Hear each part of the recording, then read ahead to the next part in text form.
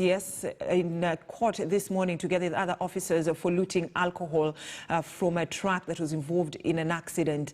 And away from that, and let's continue with our top story, and that is the story on a revenue sharing formula, where senators will this afternoon meet for the 8th time to debate a motion on the third basis of revenue allocation among the county governments and vote to either approve or reject the amendments. Every amendment brought by senators will now be decided on the floor of the House after efforts to reach a consensus failed yesterday. Now, Speaker of the Senate, Kenneth Lusaka, failed to convene an informal meeting where members were to agree on a less divisive formula. And as Patrick Amimo reports, speakers of county assemblies from marginalized areas call for a win-win formula appears to have gone unheeded. Tuesday afternoon will be the 8th time senators will be meeting in plenary to brainstorm and seek solution over the contentious revenue sharing formula. Nairobi Senator Johnson Sakaja is optimistic the standoff will come to an end. Senators are still split despite adjourning last week to allow for consensus building. I'm confident that this stalemate will end tomorrow. Of course, I have my amendments on the floor. There are certain improvements we've agreed on to come onto my amendments. The Frontier Counties Development Council has opposed the new formula that will see at least 20 counties lose 19 billion shillings in total if implemented. We urge the Senate to come up with a formula that will ensure that already marginalized areas are not further disadvantaged. Minimum is to maintain status quo. This formula violates the principles of equity enshrined in the Constitution of Kenya, like Article 203, Article 43 that speaks about economic and social rights. We have facilities that are ongoing, projects that are ongoing already. Some of them flagship projects. And if we cut on resource allocation for those counties, then those projects will stall. Senate Speaker Kenneth Lusaka failed to convene the Speaker's Kamukunji, an informal meeting that was to be held Monday ahead of debate. The 10-member mediation team that was proposed last week to negotiate a middle ground never met after a faction opposed to the new formula rejected Deputy Speaker Professor Margaret Kamar to chair the talks. There is a lot of mistrust among members. Makueni Senator Mutula Kilonzo Jr. says all matters on revenue sharing will be discussed at a Kamukunji of all senators or determined on the floor. Those who had started intimidating members and threats etc. at least have also calmed down because they've realized that there's no one to intimidate in the Senate. It's not about politics. It's not about partisan politics or tanga-tanga and keleweke and whatnot. It's about the people of Kenya. The party position is a position of the party leader. When we were having a caucus of Mount Kenya in Sagana, he was categorical. One of the main reasons we are going to do the BBI will be the principle of one man, one vote, one man, one shilling. I have spoken to Raila Odinga. They are on the same page, correct? Marginalized counties are eager to get more funding to bridge the gap between them and other counties. For example, Marsabit losing 2 billion and remaining with 1 billion. It's like saying we are going to shut down Marsabit County. So really, are we going to sit there and just agree to lose devolution again? Most of that money that goes to northeastern Kenya finds its way back to Nairobi. They're buying houses in South B and South C. They are buying businesses in Isli. If you go to the city center today, between Kenyatta Avenue and Banda Street and the mosque, all that place has been bought by persons from northeastern Kenya. Sakaja wants the current formula to be used for equitable share, not exceeding 316.5 billion shillings in the next 5 financial years. Patrick Amimo, KTN News. So senators talks to attempt to forge a consensus on the county formula revenue impasse has once again failed. And so let's bring in Migori County Senator Ochilo Ayako joining us virtually. Thank you so much, Honorable Ayako, for talking to us here on KTN News Center. This afternoon, all eyes are on you, all the 47 senators. Can we say there is light at the end of the tunnel?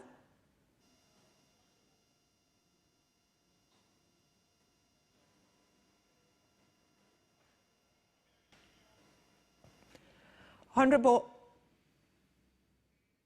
Ayako, kindly unmute your mic so that we can hear you. Hello, thank you, Brenda. I am an optimist. I think there is a likelihood of us making some progress. We've always been making progress. But there is a bit of some mistrust, and that is something that has been raised by some senators, hence the reason as to why they're saying that all of proposals that will be put forth should be debated on the floor of the House and not before a committee that was set up. There are two committees. There is a standing committee of the House responsible for finance and budget. That is the primary committee whose mandate under the standing orders is to look at financial and budgetary matters. Then there was this ad hoc committee to mediate the conflicting positions or the competing positions. I think generally revenue sharing the world over has been contentious. Remember last year we had a contentious division of revenue between Senate and the National Assembly when we were trying to divide revenue that should be used by national government and also revenue that should be used by county governments. There was a standoff, it went to court. So revenue is generally contentious, and this is not anything new because it gives a scenario where some people, in their own perception, think they are not getting enough, and others think that others are getting too much. So this has always been there. In fact, elections in Kenya, elections in Africa is a competition for resources or influencing how resources are used. And this is not anything new, and the Senate has found itself at the center of this altercation or dispute, if you may call it, or push and pull, if you like. It's the eye of the storm, the sharing of revenue. That's what we intend to deal with this afternoon. Whichever way it goes, I believe that this nation has the capacity, the potential, and the DNA to move forward. We have always moved forward in spite of our divergent and diverse backgrounds, religiously, politically, ethnically, culturally, and economically. So are you indirectly trying to say that probably this afternoon we might see senators make that decision of let the majority have the way and the minority have their say? Because there's been a lot of frustrations, and this is something that even the Speaker of the Senate, Kenneth Lusaka, has talked about, lots of frustration with the failure of the reconciliation, process. Reconciliation in a democratic process is never possible. Democracy is predicated upon voting, persuasion, and when you cannot reach absolute consensus, it is always resolved through voting, and the majority will have their way, the minority will have said what they wanted to say. So that is the nature of democracy. But there are certain quotas describing this debate as a zero-sum game. It's not a zero-sum game. We have always resolved issues before the Senate through voting, and I hope and I think this afternoon we will vote, and whatever position the Senate adopts, which will be the resolution of Senate pursuant to Article 217 of the Constitution, will be the decision of the Senate. That's how democracies work. One of the issues that is making it very difficult to reach a consensus is there is the numerator. The numerator is the shareable amount, 316 billion, 316 billion, 0.5 is what is shareable. That is what we had last year, that's what we have this year. Last year we couldn't get more because of the difficulty in having consensus between the Senate and the National Assembly, and this matter went to court, and the governors, the COG, pulled the rug off the feet of the Senate by claiming that they were satisfied with the amount that was to be allocated. But as we speak... just allow me to complete this point because it's the basis of the dispute. Okay. The numerator is that amount. The denominator is the formula that we will, as a Senate, be proposing for debate, discussion, and voting. Now, when you change the formula, in other words, when you change the denominator and the numerator remains the same, what is likely to happen? The sharing will change whichever way you like it. There will be counties on the basis of the changed denominator that will be allocated less, and there will be others that will be allocated more. Now, the player that is absent in the negotiating table is the Treasury, because it's the Treasury, the National Treasury, that has the potential or the capacity to change the numerator. So if the numerator remains the same and the denominator, which is the formula, changes, this is what is bringing the unending debate about winners and losers. How I pray that Treasury will come to the table to really factor in the additional revenue that is so needed by counties, so that we would not be fighting over what we know. Once we change the denominator, there will be winners and losers.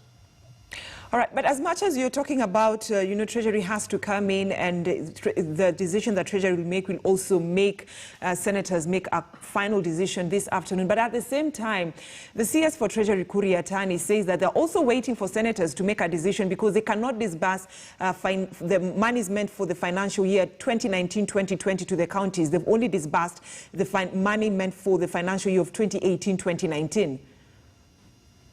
No, that is not the context with which I mention, or I pray that Treasury comes on board. The context is the Treasury is needed to be able to address the issue of the numerator. The numerator is the shareable revenue. Last year it was 316.5, this year is 316.5. This year is the year of decision making as to which formula will apply. So we are changing the formula, but we are not changing the numerator. So if Treasury, Treasury and the National Assembly were to be willing and ready to increase the shareable revenue, then this dispute would not be as desperate as it is. That is the context I'm speaking. All right. So what is the position of ODM in all this wrangle of revenue sharing? Well, ODM is not really approaching this as ODM. Jubilee is not approaching this really as Jubilee, and other parties are not approaching this as other parties. We are, unfortunately, as a Senate, found in a situation where each senator is speaking on behalf of their counties, and the bottom line has become very significant. What report are you taking back to your county? Is your county losing revenue on the basis of this formula? And how will it be perceived when you take that information to your county? So even in ODM, there are quite a number of senators who were elected on ODM ticket or sponsorship who will or unfortunately may have to report reduced revenue.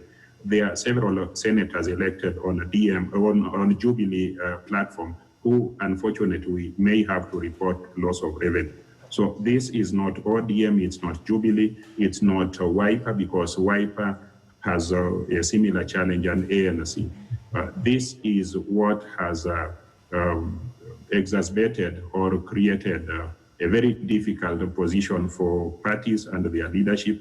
I read in media, both social and formal or established media, that party leaders are having difficulty in whipping their members. Yes, it is true, because every senator is getting pressure or feedback from the county they represent, and those counties are not looking at revenue loss or gain on the basis or along party lines. As much as senators want the revenue of sharing formula to be implemented as it was before, and then the remaining money to be disbursed as per this new proposed formula, there is an argument from some politicians and especially some senators that the counties that stand to lose have always cases of corruption have been reported in their county. Hence the reason as to why they really don't deserve all that amount that is being channeled to the counties, and specifically counties within the northeastern region. That's a lame duck excuse. Let me tell you, all of these finances or revenues that are allocated to counties are not allocated to specific administrations. these revenues allocated to counties are the rightful shares of citizens of those counties.